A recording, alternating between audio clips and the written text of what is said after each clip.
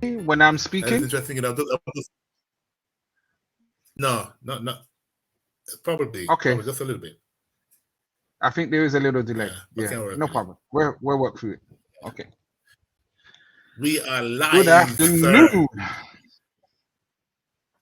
Afternoon. Yes, sir. The great Aqa. How you doing, All sir? right. Boy, I cannot complain. A lovely Sunday afternoon. Just enjoying Jamaica again. You know, when I say that, I mean, it's your life is here, but in terms of being able to access greenery and and sunshine, what's there to complain about? I appreciate that. Even in Kingston, not even in the country, and I can still appreciate the natural beauty of this country. So yeah, absolutely. Of course. Mm-hmm. And from Aqa, I just coming from a community event. One you'd have been. Kamuta is here, so Okay. you'd have seen all the old faces, and Okay. when I mean old faces, I mean old faces. Yeah, so you'd have, Yeah. Yeah, it was interesting. Yeah, interesting. Yeah, I used to remember going that years. I was gonna say something to you, just to correct you real quick, because you always say my name, but I never really correct people. But it's like, so my name is actually Orca Asusa. Orca. Okay, so yeah, Orca. Okay. So how you say it is just like the word,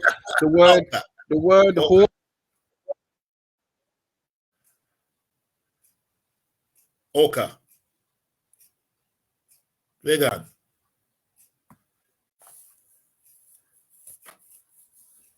Vegan Orca. No.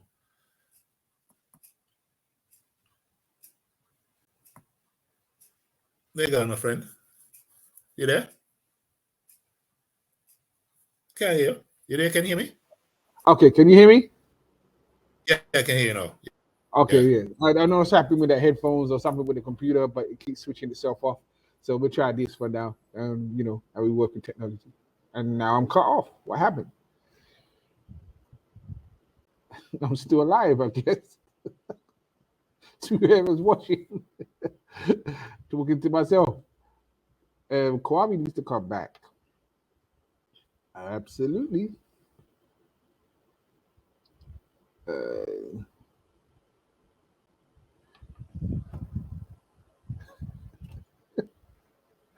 You do it, these cuffs.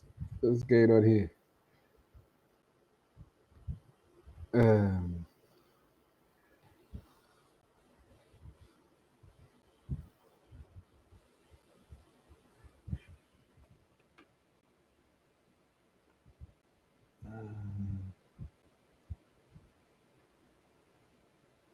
What happened? I'm texting you, Kwame.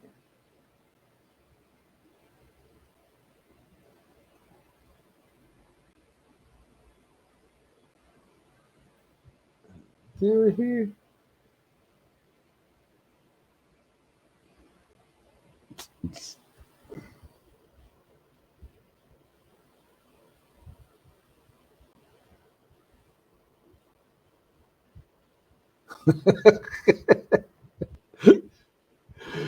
Oh dear.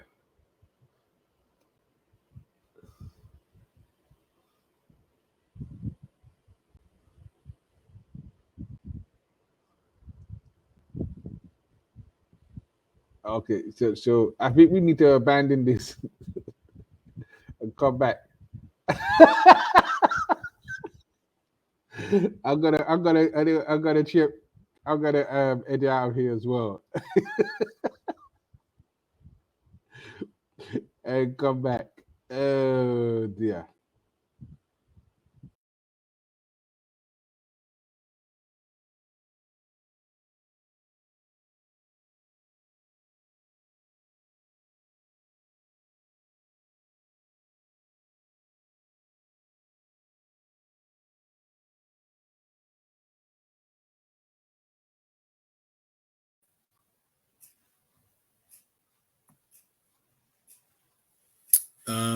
Sorry. Having some challenges at the moment to come back out and go back in again. So hopefully jump on. Oh, here we go. Let's try again. Yeah, you there? Good. Yeah, I'm here. Can you hear me now? Yeah. Wonderful. Yeah. All right, brother. Yeah. It's streaming out. I don't know.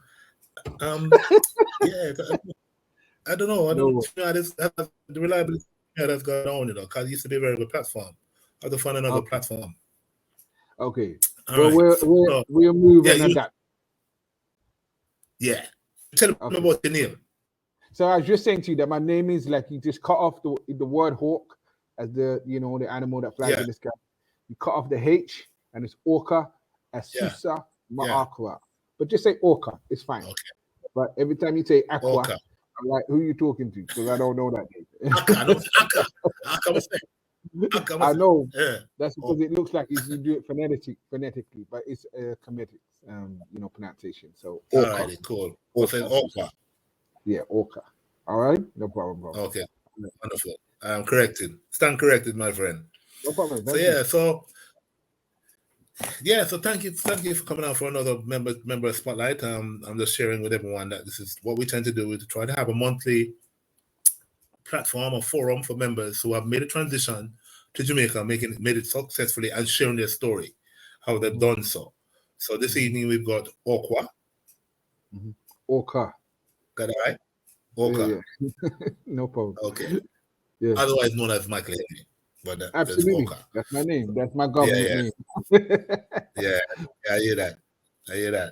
So this evening we've got Orca, aka Michael Henry, who will be sharing with us his journey, sharing with us his story, sharing with us who Orca is. And so that's where I'm going to begin. So who is Orca? I know you're from, I have a advantage because I know you're from when, but share and who Orca is and what do you do? Okay, so my name is Michael Henry in terms of my government name. I am a systemic couples and families psychotherapist, but I work with individuals as well, trauma. And I work with, all populations. It's not really a population that I don't have a marketing niche or anything like that. I've been doing it over 25 years and I got, I learned my grit, or, I did my whole kind of real kind of training school in child protection back in England. And those are the real heavy cases that are, real kind of, nitty gritty child, sexual abuse, child abuse, all kind of different kind of things, domestic violence, blah, blah, blah. But the real one, the kind of families where we have to take the children away sometimes and stuff like that. So I've been doing that a long time. I've worked in, a variety of kind of community kind of, organizations as well. I worked in NHS, in CAMS, and I worked in, sexual health. I was a clinician in the sexual health, department as well. So all kind of different things. And basically I kind of left work, or I kind of left a job. I've been self-employed or run my own sort of private practice now and consultancy for about 10 years. So it's been about 10 years that I haven't done this. And I kind of went into some other sort of things. I was doing some organizational consulting at one point, based on the, my credentials is the way that we go in and do different conversations in organizations and try to help organizations to, work better together, do diagnostic tools to see how we could make what we could offer them in a way that they could, make the organization more fluid and much more kind of better kind of like interaction or communication between departments and stuff like that. So everything was a bit more seamless. So, and I was up and down the country, UK, doing that for quite a while before, before I left. So this notion of, in Jamaica, I don't know if all these things kind of important, but single, blah, blah, blah, just, kind of building my life here.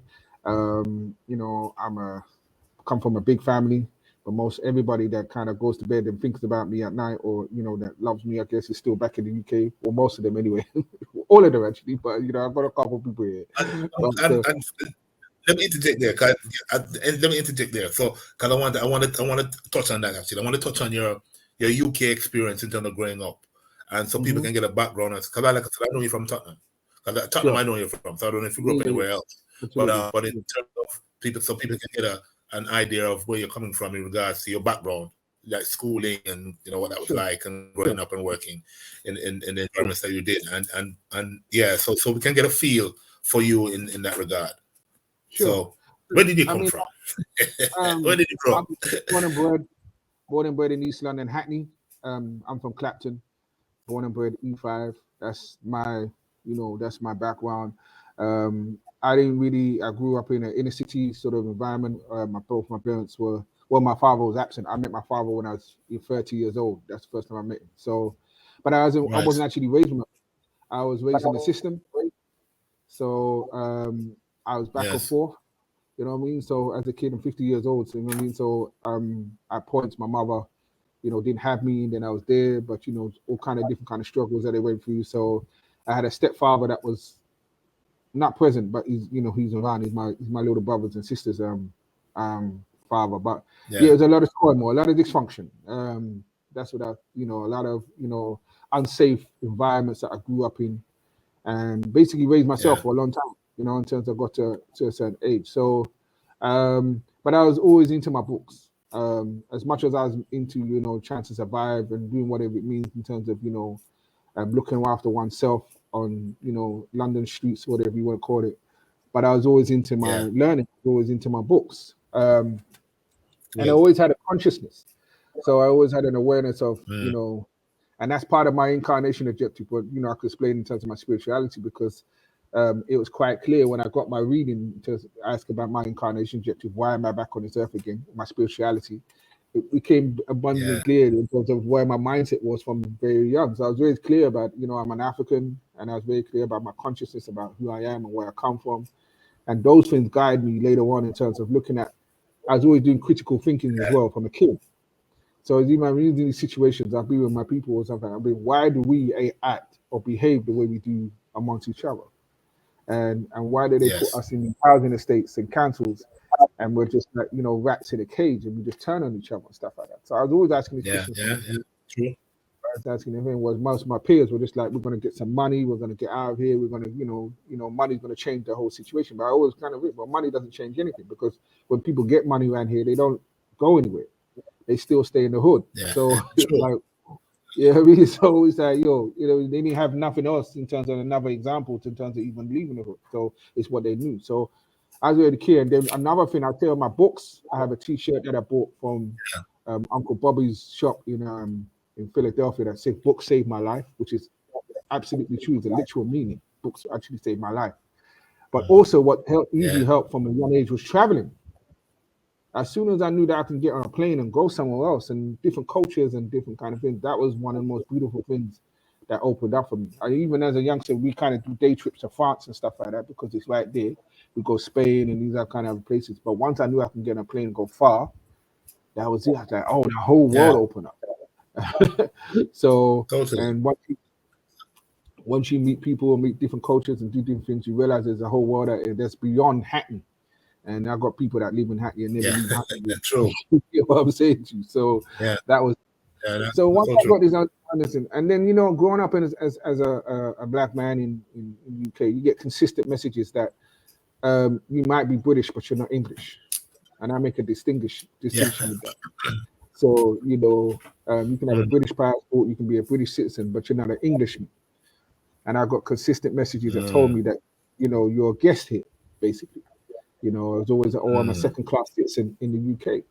So I was, everybody in Hackney is buried at either at City Cemetery or Manor Park. All right, there's the two cemeteries that are everybody in Hackney is buried. And I was like, I wasn't going to get buried at either one of them. I knew I was going to be somewhere else. So the consciousness in relation to me thinking about I want to be somewhere else started a long time ago. Started in my 20s, really. I was going to go to Africa or somewhere else. So I know we're kind of speeding it up, but this is my existence. I raised myself, and this whole thing about getting back into helping others, with my, through kindness, my compassion or whatever. I didn't want the kids or the youth them that were in the area to go through what I would go through. So I was basically trying to, guide them out of this, because I knew that it was nonsense. I mean, and this kind of like institutionalized people that go into prison and just stay in prison, or mental health institutions and blah blah blah. I just knew that there was something better than this for all of us. Like we've worked more than this and stuff like that. So I started out as a youth worker, and did a lot of violence interruption stuff from as a kid, from I was like 17. So even before, back in the day, Tottenham and Hackney used to get on like this. We used to be, you know, and then when certain wars started breaking out, Tottenham boys used to come down. We used to be breaking up all these fights because we knew each other. So I'd be a violence interrupter, stopping, you know, certain kind of squashing certain arguments and stopping certain gang things or whatever from really blowing up into different kind of things. So I was doing that from you know, I was 17, 18. So that was the beginning. And then and then, it continued. Yeah. So I don't know when I tell you. I mean, there's some other little stories because I finished my education, my secondary education, in a remand home with education. You know, there's one of them kind of secure with it, so kind of feels like a children's home, but you couldn't get out. You know what I mean? So, and I had to fight for my education. I was the first year that did GCSEs, and the place, you know, the institution was like, we don't do GCSEs there, and I was like, yes, you do. You have a right to my education. So from a young age, I was an activist trying to get what I knew was due to me. You know what I mean? So I was arguing with them that you have to do my education. I'm entitled to this. They're like, no, we don't have it. So they had to go and get registered as a center for GCSEs because I asked for it. And then they had to pay all this money that they were mad about because they had to pay money to get registered and everything like that in the institution. But I did my GCSEs by myself. They gave me the material. The teachers weren't qualified to teach me that level. They used to teach these other like RSA, these basic kind of, you know, things, but they weren't qualified. So they gave me the materials and I had to study it and done it myself. So I've got my own GCSEs by my own. So that continued. There was a lot of times when people telling me that I could do something and telling me that, you know, you're not, this way is barred for you, and me having to fight to get what I've been. So I ended up in university, funny enough, because I knew I had to go back to education to get kind of education to be a youth worker and stuff like that. So I was doing community college, blah, blah. And I ended up in university because somebody told me I couldn't do it. They said, no, you don't have the education to do this. I was like, what? Because I can do this. So I did the access course. I don't know if you remember them access courses back in the day. And I remember that. I remember those. Yeah. And I got onto, and I did law as my first degree. But I only ended up in there because somebody said I couldn't do it. So it wasn't even this, because I had, you know, but no, that's the one thing to tell me that I can't do it. I was like, what? You tell me I can't do it? I'm going to prove to you I can do it now. You know, I'm going to fight to get it. So I ended up doing law. And I had ideas about doing law because a lot of my friends were into, you know, music and the industry. And I was going to be some sort of an entertainment lawyer or something like that. But in between my second year and my third year, I got in on a management development program with all these Oxford and Cambridge, you know, graduates and stuff like that. And I had a law placement in between my second and third year for the whole summer. It was actually enough to tell me I was never going to be a lawyer. So I was like, nah, this ain't for me. But all that time, I was still working in the care industry. I was working in children's homes and stuff like that. So I said, oh, let me develop this thing. So I just started to develop that. And then I got to a place with, I was in youth justice, you know, yacht teams. I was working as a yacht officer in So, and basically I got to a place where there's this contradiction in terms of seemingly trying to help these youngsters, but then being the arbitrator to send them back to prison if they don't comply or whatever. And I was like, this is a conflicting position. I don't like this. I mean, I'm supposed to be helping you, but then if you don't turn up for 2 appointments, I've got to write this form to send you back to jail. So I was like, no, this is not what I want to do. So I went back to my manager at the time. I said, I want to do this postgraduate in, you know, counseling and, you know, psychotherapy to qualify me as a first integrative psychotherapist. And he supported me. He said, we won't pay for it, but you can take the days off. And basically you get all the time you want to kind of complete the degree because it's going to benefit us at the end of the day. And once I got that was it. That kind of changed me into a psychotherapist as to what I am today, because I knew that it would be better to help people when they are ready to want the help. So, and when they want to come to help, and when they want to change, and it's more incentive or more motivation. So, and that's how I ended up where I am. So I just kind of continued to get more and more qualifications. That's how I kind of went. I did my master's in systemic, you know, couples and family psychotherapy. And all the time, this is a career. This is a kind of career where you have to keep training all the time. You can't stay stagnant. Yeah. It's a very kind of fast moving thing. So you know, I'm Gottman trained. I'm EMDR. I do all kind of brain spotting. I do, you know, all kind of different. But the bulk of my cases are probably from couples. but I do a lot of individual work sometimes with trauma. So people that had real sort of extensive trauma in the past, or post-traumatic stress disorder, stuff like that, I help them with that, and that could be all manner of things that kind of might have been seriously assaulted, or childhood trauma and blah blah blah. So that's the the key bulk of my work. But couples is the key bulk of my work, to be honest. You get what I'm saying to you? I got a lot of couples in my caseload. So yeah, that's how I got to where I am. So I kind of feel like it's really interesting, because I kind of feel like a lot of things were moving behind the scenes, what you say, God-given or God-ordained, that helped me to get to where I am today. Because even this notion of working online, right? I mean, the British attitude to working online was always opposed to it. They never really liked this kind of format. You know what I mean? They always wanted to be in person. Exactly. So my consultancy work that I was doing, my private practice online never really took off as much before COVID. Right. As soon as COVID hit, the whole philosophy or whole attitude had to change to it, because everybody was working online. So now, most of my clients are from the UK, but I've got clients all over the world. But they, that's what bulked on my thing, because their attitude changed to doing this and thing. And they realized that was, there is a distinct difference in terms of working with somebody, in person, but it still doesn't negate the work that you can do with somebody online. So, that was, that was a beautiful thing that happened for me. So, I left the UK. I actually left the UK 5 years ago. I was in Baltimore for 3 years. And then, I was married over there, and that didn't work out. So when I realized that I had to bounce, I was able to go back to England or come here. So my temperament is Mars energy, is what my people then call Harukuti or Ogun energy. And you call it indomitable spirit. You get what I'm saying? To me, scared or nothing. So I said, boy, you know what? Let me just jump off this cliff and come to Jamaica. But this consciousness was planted a long time ago. Go on. You want to say something? So that transition, right? That transition. So, did you come to Jamaica before, or was it just something? The relationship with Jamaica. Where did it start? So the relationship with Jamaica is interesting, because I didn't really have a relationship with Jamaica until I was hit 30 years old.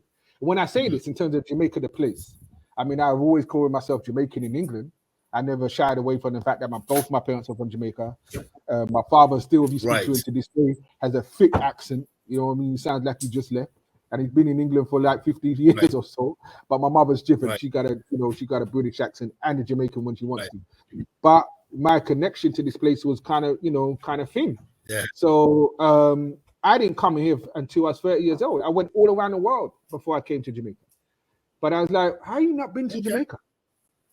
It's where your parents from. And also I had, family that was here. On both sides, my mother and father had parents or siblings, that were still here. And I had cousins and everything here. I was like, how you not been to Jamaica? So I decided, I actually was on, I was working for an organization, and I, had some sort of, problems with them, and I've taken out a grievance against them. These are one of the racism things that you have to battle in England sometimes, with these organizations or so. Trust me. So I said to them, I came back to them. I said to them, they offered me a package, a compensation thing. I said, let me think about it. But while I think about it, I want to go to Jamaica, because this is kind of stressful. Right. And they said, yes, we will pay for you while you go to Jamaica. And I came here for like 3 weeks. It was my first time. And funny enough, that time I took my book, Meduna Dare Volume 1, which completely changed my life, or the way I think about life. All right. And I credit that book being one of the fundamental books that's completely changed my life. And I took that book on the first time, and I sat under my tree in my uncle's house in Yalis over there and read that book. And it completely, kind of set me to where I am now. Because one of the things about my teachings that has been the most fundamental breath or positive thing for me is that peace is your essential nature. All right. And that's a principle that I live by. Like literally all of these other things are conditioning and choices about how I want to respond or be around the world. But the only thing that's natural to man is peace. All right. All these other emotions and things. And that piece of wisdom right there completely changed my outlook and how I see things. So when if I'm in something, I get into if I'm driving my car and I start yelling at somebody, I choose to do that. Not the other person made me do that. You understand what I'm saying? Yeah, exactly. And also, I had a choice about how I wanted to respond to that. Now I could either choose peace or I could choose something else. So that piece right there, when I came, just completely went. And I credit, having the time and the space. If in fact that was the piece that allowed me to have my mental health of being here in Jamaica. That piece of mental health, like my first time that came. So if I connect it to that. But remember, I said to you, my consciousness about wanting not to live in the UK had already been planted from a long time ago. That seed had been planted. So I was already thinking at somewhere in the back of my mind in terms of content about where was I going to live in the world that was not going to be the UK. So little things kind of just came into, the transition when you talk about it, because I came here the first time. I didn't come back and said to England, I had the greatest time. It just felt very surreal for me, because I was looking at relatives that looked exactly like me, and I've never seen them before, and it was just weird. Like literally, like, how do you look so much like me? And I've never seen before in my life. And we had mannerisms and stuff. Like one time I was standing up, my grandfather's even 3 of us were standing up like this, and I said, nobody, like, what? We just had this all the same kind of look, the same kind of stance, and I was like, this is just odd. Is this genetic or something? And people say that if I saw a picture of my grandfather, that's exactly how he stood as well. So I was with my 2 uncles. So it's just kind of strange. I was thinking, oh, this is my land. But then I was also connecting to the fact that my ancestors, their blood is on this land. You know what I'm saying? Yeah. In the way that, I've got a direct connection, a lineage to people here who were living here in a time when it wasn't so great. You know what I'm saying? It's only because my parents left to the UK. I could have very much have grown up here. So with that, I just like, this is my country. I mean, I kind of accepted it, and I grew with that. So once I came that first time, I kept coming back, and that was it. Every time I came back, it got better and better. So and that's how I kind of embraced it. So before I went to the US 5 years ago, I got my citizenship. So I just made a play for that. I said, let me get my citizenship, because I had my mother's, birth certificate, and I was able to just go and get it by, citizenship by descent.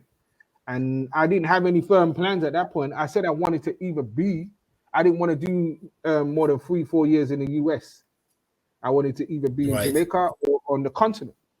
But so I already had that part, thing. So funny enough, 3 years almost to the day I left the US and went to Jamaica.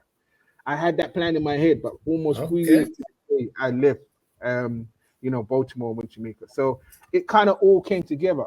Now, this jumping off the cliff thing, I had something kind of solid, because my advice to people is, if you got a plan, it's much better. All right. You know what I mean? If you have a plan and there's certain things that you should kind of, make sure that you're set for, make sure you have income coming from somewhere else. It's not from the West or whatever. 2 major purchases I tell people to do when they get out here is a car. A car is one of the best purchases you can get. Like literally, if you got enough money to save to get a car, make sure you get it. You know what I mean? So, but when I came here, I had a somewhat of a plan, but I knew that I had the income. All right. And that was working out for me in terms of me still doing my work every day, sort of thing. And I had great support. My uncle in Old Harbour, loved that man, like literally. And I've only met that man when I was 30 years old. But that man has just been solid in just, acclimatizing me and helping me get to this country. And it's not one of them horror stories that people talk about in terms of how family members are treated or whatever. He's never asked me for nothing really. Never. My aunt and him don't ask me for nothing. I mean, they let me stay where they are for the whole year and didn't ask me for nothing. You know what I mean? So it's I gave them stuff, of course. I gave them things. I helped them out with a couple of things, blah, blah, blah. But they never said to me, oh, you have to pay this, or you have to give me this, or demand, or anything like that. Never. And they've never done that. From when I first came to this country and been around them, they've never asked me for nothing like that. So, and I got so much love for those two. Right there, so if you got great support, then it helps. And they did a lot in terms of even getting a bank account and just kind of linking me with JPs and stuff like that. They did a lot of that legwork for me, and getting my driver license and getting me solid settled like that. So, and I couldn't, it would have been a nightmare without them. to be honest, like literally. So when I say I didn't really have a plan, I had a plan to come here, but I didn't know how it was going to really unfold. But thankfully I had the support.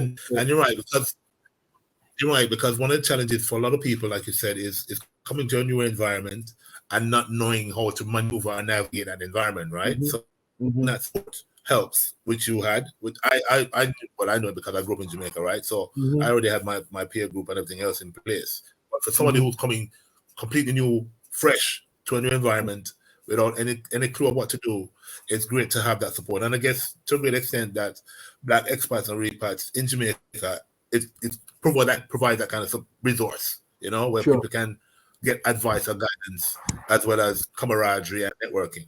So for sure. So when you compare your liberty between Jamaica and the UK, what would you say?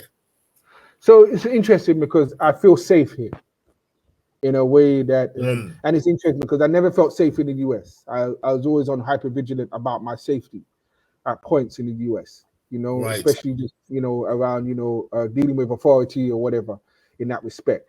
I didn't feel safe. In the UK, it wasn't like I didn't feel unsafe, but I didn't feel wanted, and I always felt like this is something that I didn't feel like I belong here. So yes, I could probably go back to the UK tomorrow and carve out some sort of existence, but I always feel like that place is not where I belong. And I'm born and bred in as a British person. So coming here, I always talk about coming here in terms of, for my mental health. Not that I had any kind of gradient of poor mental health per se, but my mind is just so free. It's just free of a lot of things just being in Jamaica, like in terms of things. So I know that people will talk about the class system here and something, and maybe get caught up in that and something, but I don't really pay no attention to it. But this notion of I don't really pay no attention because that's my choice, you know what I mean? And people can receive me and think, but this notion of, the racism, the subtle stuff, something. And when I talk about racism, it's not like, somebody coming in your face and calling you, some kind of, derogatory slur or whatever. I'm talking about just wanted to exist and be. So you walk into an organization, you want to prosper, you want to do well, but you have to deal with all these little kind of things going on, that thing, and that your performance of the way you are the best person for the candidate or whatever for the job, but you're not going to get it. Totally. No, because you're not going to get it because of the skin color and stuff like that, and because they, That's right. And I was in a position back in the UK. I was in spaces where I was the only black person a lot of the time. All right. The degree of education or experience that I had, I was managing other people. I was managing white managers. I go in there and be managing group heads and department heads and stuff like that because I was a project manager. And they were not expecting me. And there was all this I had to deal with in terms of being with communication. When I walked through the door, that's I don't need to deal with this bullshit. I'm tired of this. Like, listen, and you have to be so diplomatic sometimes and blah, blah, blah. And in terms of having to complain, I feel like in the UK, you have to spend a lot of time making white people feel comfortable before they are comfortable. Totally. And I got sick of that. So now as an existence in the terms of the thing. So the higher you get, you get a lot, a lot of money or whatever you want to call it. But when you live in London, a lot of money is relative. Trust me. The point is something you said, Aqua. There's something you said. You said about existence, and that's the difference. Because I always say to anyone in the UK, for example, where I spent, and even in Canada to a great extent, where I've lived also, is that you're only existing. You're not actually living. You know what I mean? It's not as if you can say, boy, you can get up and just say, and breathe. Yes, you have a holy breath. What I mean? Like you said, you have to be tactful and diplomatic you try to make other people feel comfortable. But there isn't. Yeah. And it's interesting because this leads on to a big point that I want to make around lifestyle choices. All right. And the thing is about coming from somewhere like the West or the UK, Canada or US is that a complete reframing of your lifestyle, because Jamaica is very different, right? And if you know what you want, because I'm not really a party dude. I'm not trying to get out there. I'm too old for that now. You know what I'm saying? I've been raving from I was 11 years old. I was climbing out the window, go to big people party. I'm the one look up at me in their place. So, you know what I mean? So I've been doing this for a long time. So it's like I'm not interested in that doing that stuff. So there's different kind of things that I'm interested in Jamaica. But coming here, I know it's a slowdown. The whole lifestyle is a slowdown thing, and I think for a lot of people that can be frustrating because they feel like they want some sort of not same speed, but some sort of same kind of like immediacy that you might get where you come from, and that's not Jamaica. Everything is slowed down here. Everything goes at its own pace, and that's what it is to live in a tropical country. To be honest, you get what I'm saying? I don't think there's any other kind of tropical place that doesn't move like this in terms of the way that the infrastructure is. So, and I think that people have to get their head around that. Like if you're gonna try and do something, maybe that one thing you might get done in one day. Don't try to put 3-4 things in one day to try and do, because that's not gonna happen. You know what I'm Exactly. All right. So you have to go bank, and that's an appointment. That's the one appointment you got for the day. Leave it alone. You get what I'm saying to you, and don't get frustrated. When it clocked for me, like I went to try and get some kind of paperwork done. I talked about this, the whole sort of driving license thing. And I said to myself, this is a story moment.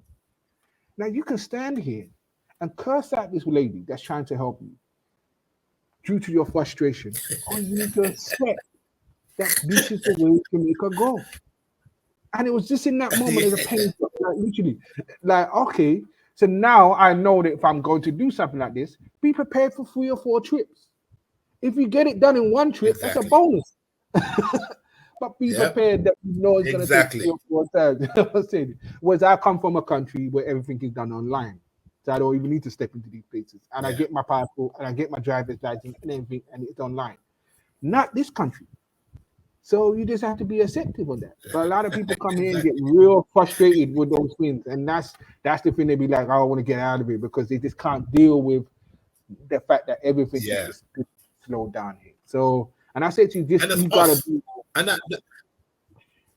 You gotta be. And to take on that point, Aqua, is that's us.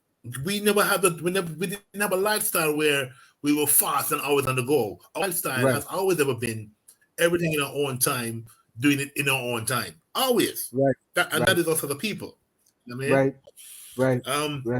Let me just read through some of the comments that have been coming up. I think this is Rick Samuels. It could be, but I'm not sure. But anyway, somebody said, real talk, born in Wales and totally identify with that UK experience, your experience. Bakunzi is on. Bakunzi says, yo, that's real. In UK, don't feel wanted. In USA, don't feel safe. In Jamaica, feel safe and free. Right. And I think, again, another comment here. Xenophobia and racism back on the rise in Great Britain, more in your face, which is true. Right. And Bakunzi agrees with you, and he says, yep. And slower is necessary. We are used to breakneck instant gratification pace that can be stress-inducing. Exactly. Yeah, absolutely. 100%. And there's been how much studies and medical studies that tell you that stress, being poor and black is a direct contributor to heart, stress, disease, and all these other things. It literally destroys you at a molecular level. At a molecular level, it destroys your cells.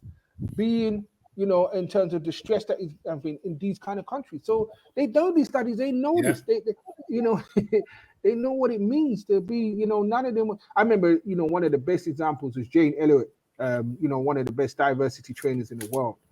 And she did this thing where she would do, have a whole audience of white people and talk about, do you feel black people get the same benefits, blah, blah, and all this kind of thing, just setting them up. Because the next question she said, if I give you £1 billion, but the condition is that you have to be black, would you accept the £1 billion in your hand? And not one hand goes up. Not one. Because they know what it means to live in these places and be a black person. They know. And they don't want it, even with £1 billion. So it's like, But me, let me on the flip side of that, I love being black. I love my color. and they love me, and I love my African music, and I don't know this. And I don't see it as any kind of, I don't see it as any kind of detriment to me, this melanin born and come out here. I always tell about some more and get burnt out here. I don't even get to the beach and the river as much as I like to. But the one thing is, I love when my skin is black, So I can't see it, so I'm turn off the light. I love it. It's funny you should say that, and since I'm passing through the UK here, people are saying to me, "Boy, you look good, man." You look at, of course, God, your skin, the sun, as we're sun people, right? So the skin obviously is going to benefit from being in the sun. So I'm looking at, oh boy, look, you look cool and nice, and so I say, boy, listen, I can't wait to get back to my country. You know what I mean? This mental health thing, in terms of coming to Jamaica, this is one of the key reasons that I'm here, because it just removed the whole umbrella of stress or pressure. Yeah. However, let me talk to you something about displacement, right? And this notion of when you're born somewhere in the West, or even us people that are considered, descendants of enslaved people or whatever, there is this longing to know who you are and where you come from. All right. So this kind of coming here, I also get messages that I'm not Jamaican. So I'm quite clear at points that I'm culturally I'm still a Londoner. And at points I will try to take a little patois, stuff like that. But most of the time, I speak exactly how you hear me talking right now. And I'm conscious of that. But I don't allow locals here to deny my heritage, right? Exactly. So you might turn around and tell me, say, I'm not Jamaican, basically because I never went to Calabar or any of them schools, and I don't know the nuances of that culture, all right? What it means to be a graduate or go to school here, and what it means to grow up here, and blah, blah, blah. I don't. However, as I said to you at the beginning, my ancestors' blood is on this land. You could never deny me in relation to what my connection is to here. So that's what I would say to that. And what I would say to anyone, not interrupting you, what I say to anyone who is from the UK and go back to Jamaica and talk about foreigners, so on and so, it only happens for a short period of time. Because after, it's almost like you have to almost be accepted, quote unquote. So you're integrated and assimilated. Once you're integrated and assimilated, even if you have the accent, you're not going to be looked on as being Jamaican. And I can say this because I have British friends who have lived in Jamaica and they know Jamaican. You know what I mean? They don't, they don't have to talk Jamaican in order to be Jamaican. It's just that they have to be accepted in a sense. That's all it is, acceptance. So you have to earn your stripes. So I would say you don't just get it automatically. You have to earn your stripes. No. It's after a period of time that you will become a Jamaican. Even though they may say to you you're English in the beginning, and like I said, that which you will get, or if you're a foreigner, which you will get, after a period of time, you will become to be accepted, and they won't be calling you that anymore. And I can tell you that because I know from experience. So, but I don't feel. I don't feel like I'm not. I don't feel like this is not me. I'm very much. It kind of solidified over the new year. I was kind of thinking, so now that you're settled, quote unquote, what is the life that you desire in Jamaica? What is your plan? Right. What do you? I was just going to come to that actually. So I mean, now I'm at the place where I'm like, okay, I don't think I'm going to end up staying in Kingston for the rest of my time. I think I'm a country boy.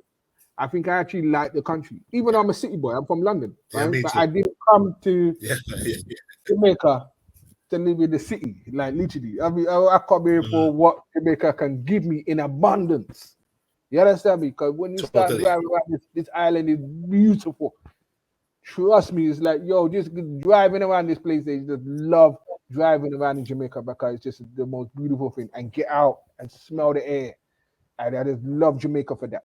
So I said, I want my little piece of land. I'm not going to be a farmer. I'm not lying to you. I'm not going to be a farmer. That's nonsense. But I'm going to grow my little, something. But I'm going to grow my little, my little kitchen. My little onions and, little something to grow my little kitchen. but I'm not going to be a full-time farmer. That's foolishness. You know what I mean? Because that's not what I'm feeling. I don't even like getting my hands dirty. Yo, remember I Wellington boots, you know? like manage. Wellington boots, you know? Huh? What you say? Remember, I bought my Wellington boots. Because farming never did it.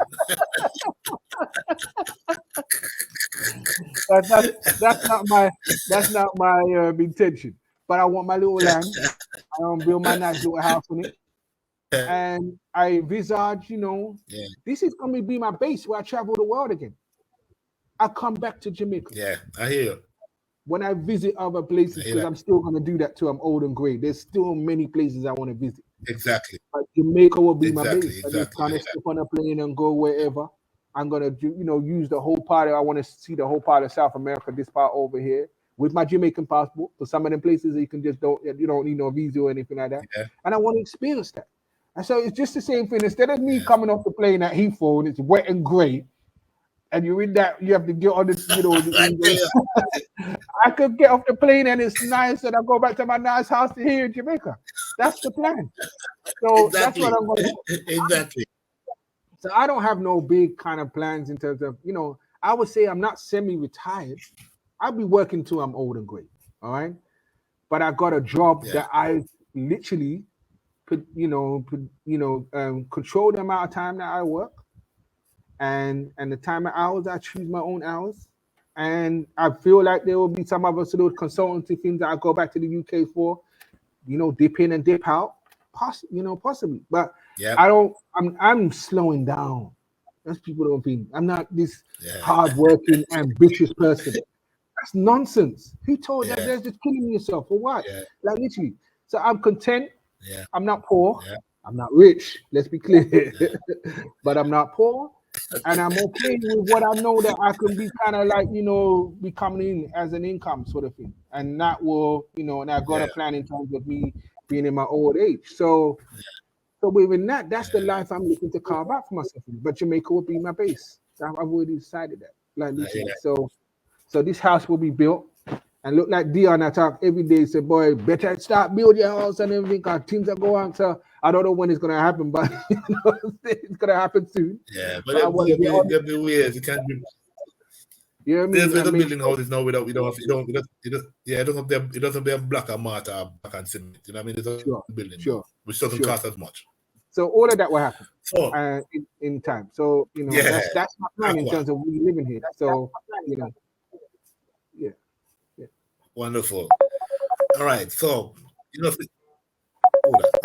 calling me?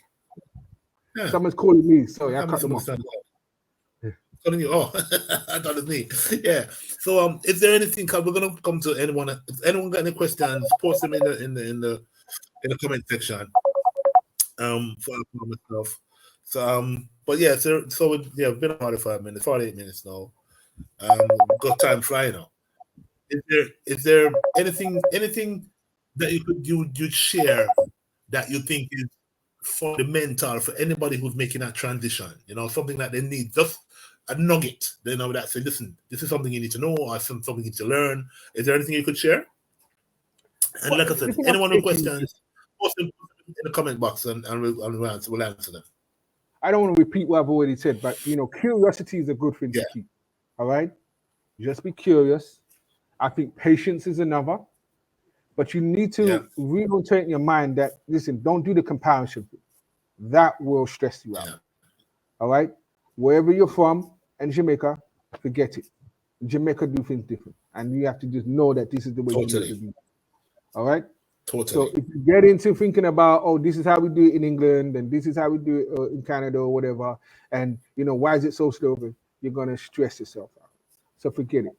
So that is the real thing. But also, you need to be clear about what sort of lifestyle you want to do. Because you need to be kind of thinking, if you feel like you want some sort of exciting, high-flying lifestyle, whatever, basically, I don't know if Kingston or Jamaica is the place for that. Like, literally. I mean, I guess they have their pockets or whatever. But it's not London and it's not New York. It's completely different. So you have to think about what's your lifestyle? What is it that you're coming back here for? And that's the nugget, because I feel like a lot of people want to replicate where they come from here, which is just bizarre. because it's just not thing. Yeah. You want a hot version or a tropical version of where you come from, and that's just not going to happen. Really. I mean, so I feel like people need to get that. So the other little thing is just, be prepared. You need to adapt. I'll give you a quick example of being adapting, right? So I just spent the morning here trying to get lemons. I went from one supermarket to another. They don't use lemons here. They like limes. So you have to adapt and use the limes then. Because the rest of people I wanted to do wanted lemons, but there's no lemons, so you use limes. So you have to adapt real quick. Yeah. And I think, people will get stuck on, I don't have lemons. I needed the lemons. Why don't I have the lemons? So and get stuck there. Yeah, exactly. Yeah. Aqua, I got a question for you. And it's from our friend, our mutual friend. Go ahead. I'm a single man in Jamaica. What's it like dating in Jamaica? What are the differences from the US? You really asking me that question? Let me need to be clear about this. To be honest, when you see me, can't cuss him out. I'm just telling you why he's being mischievous. I think the mutual friend is being mischievous. He is. This is me. You know what? Yes, he is. I could tell you this. Let me tell you something. Be clear in yourself and who you are and what you want. Yeah. And be clear about, you got to ask yourself the question, why am I attracting, or why does this certain caliber or this type of woman come towards me? Exactly. That's coming from you. Exactly. All right? So you can't blame whatever. And, Mucha made a great point when some kind of, thing said, and this is something I preach as well. Whoever you were in the UK is not going to miraculously change just because you're in Jamaica. You're going to be the same person. And if you think Jamaican women and men are completely different species of people, no, that's not true. You'll find kind, compassionate, gentle, beautiful people here in Jamaica, just like you find them in the UK. But who are you that's open to attracting those people? And we get cut off at the greatest point. So I'll see you later, people, because I gotta go as well.